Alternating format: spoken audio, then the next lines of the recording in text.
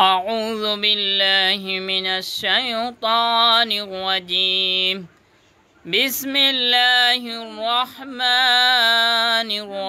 الرحيم يا معشر الجن والإنس إن استطعتم أن تنفذوا من أقطار السماوات والأرض فانفذوا لا تنفذون إلا بسلطان